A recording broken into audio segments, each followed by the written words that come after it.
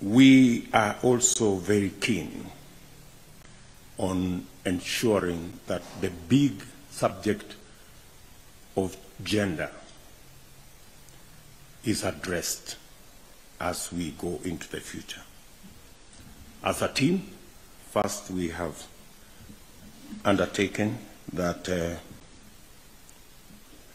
though the Constitution says 30% of all positions, elective and appointive, must go to women, for a start, we want to start with 50% of our cabinet to be women. And we want to progress that. We want to progress that and see how we can realize the 2/3 gender rule within our first year, by God's grace, in government. As things stand today, has the largest number of women candidates compared to all our competitors. In fact, out of the 9 governor candidates, 7 are Kenya Kwanza.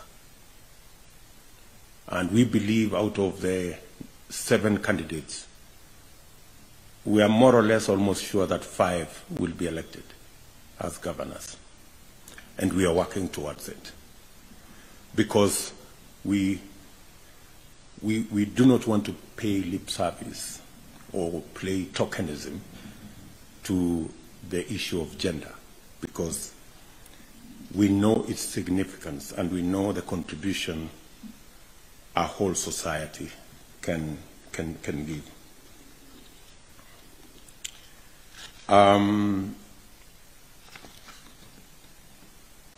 The question of integrity is of very high premium and significance to Kenya Kwanza. The fight against corruption is a fight that we must not only engage in, but we must win.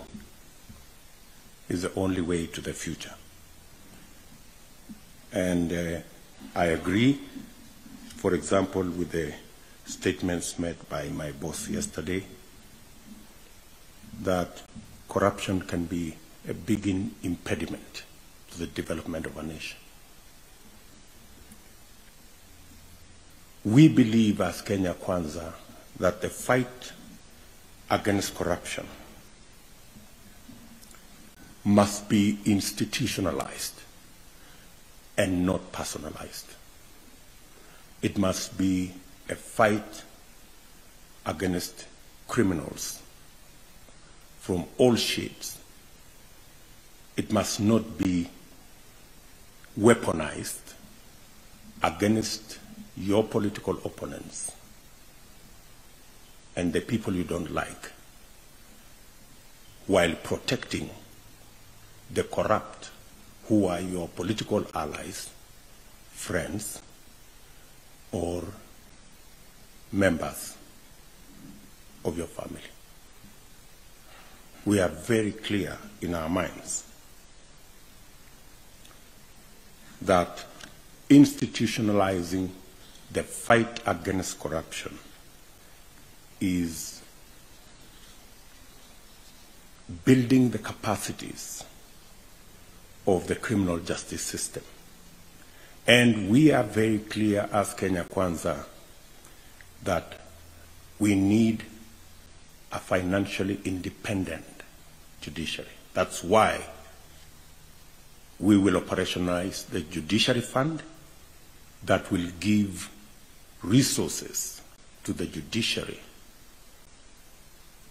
to access software, hardware, human capital.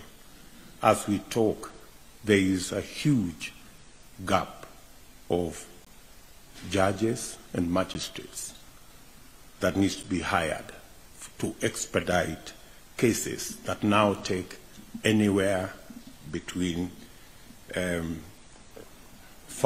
and 15 years. You remember there was a case that was decided after 17 years by Githongo the other day. And it is said justice delayed is justice denied.